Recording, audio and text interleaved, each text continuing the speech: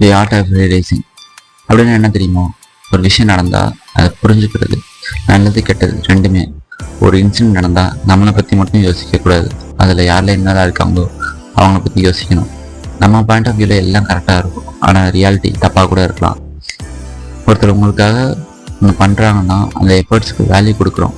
அந்த efforts realise பண்ணி அவங்களுக்கு திரும்ப எஃபர்ட் போடணும்னு கூட இல்லை, ஆனால் அவங்களை ஹர்ட் பண்ணாமல் இருந்தால் சரி. ஒரு காயின்கே ரெண்டு பக்கம் இருக்குது. So every story has two sides. ரெண்டு பேரோட ஸ்டோரி கேட்காம அவங்க சைட் ஸ்டோரியை வச்சு நான் பண்ணது கரெக்டானு டிஃபெண்ட் பண்ணாதீங்க. ஆப்போசிட்டில் இருக்கிறது ஒரு பர்சன் தான். ஸோ அவங்களுக்குன்னு ஒரு பர்சனல் லைஃப் இருக்குது, பவுண்டரிஸ் இருக்குது. அவங்க லைஃப்பில் நீங்கள் எந்த பிளேஸ் நீங்கள் புரிஞ்சுக்கிட்டு லிமிட்டோடு இருக்க கற்றுக்கலாம். முன்னாடி நீங்கள் நல்லா பேசிக்கலாம், ஆனால் எல்லா டைமும் மைண்ட் செட் சுச்சுவேஷன் ஒரே மாதிரி இருக்காது.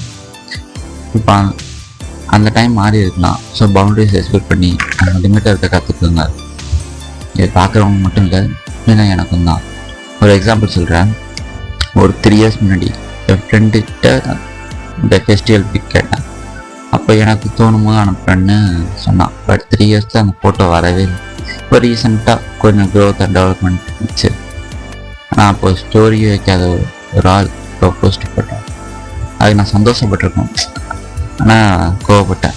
அந்த ஃபோட்டோ எனக்கு சென்ட் பண்ணிவிட்டு போஸ்ட் போட்டிருந்தா ஓகே, பட் எனக்கு அனுப்பாமல் போஸ்ட் பண்ணிட்டேன். எவ்வளோ கேவலமாக டாக்ஸிக்கான புத்தியில் சண்டை போட்டேன். ஏன் இந்த 3 yearsல ஒரு ஃபோட்டோ கூட எடுக்கலையா, அனுப்பணும்னு தோணலையான்னு. அப்போ ஒன்று கேட்டால் அது என் ஃபோட்டோ, என் அக்கௌண்ட், நீ எப்படி கேட்க முடியும்? அப்புறம் தப்பு என் மேலே தானே எனக்கு புரிஞ்சுது. அந்த பிக் முன்னாடி சென்ட் பண்ணியிருந்தா என்ன பண்ணி ஜஸ்ட் பார்த்துருப்பேன், அவ்வளோதான். இப்போ அதான் பண்ணேன். இங்கே சுச்சுவேஷன் சேம் தான், ஆனால் என் மைண்ட் செட் இல்லை. அவன் எனக்கு சென்ட் பண்ணுறேன்னு சொன்னதையே மறந்துட்டா. அது தெரியாமல் நான் சண்டை போட்டேன்.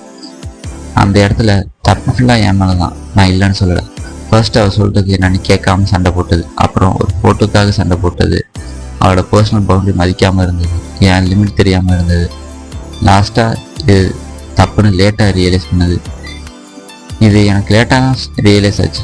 ஒரு 1 week அப்புறம் எல்லாம் சொல்லுவாங்க, late realization better than no realization. நான் பண்ணேன். பட் தப்பு பண்ணிட்டு லேட்டாக ரியலைஸ் பண்ணுறது பெரிய தப்புன்னு நான் சொல்லுவேன். இது எல்லாமே என்னோடய ஒப்பீனியன். இது பர்சன் டு பர்சன் மாறலாம். பாய், டேக் கேர்.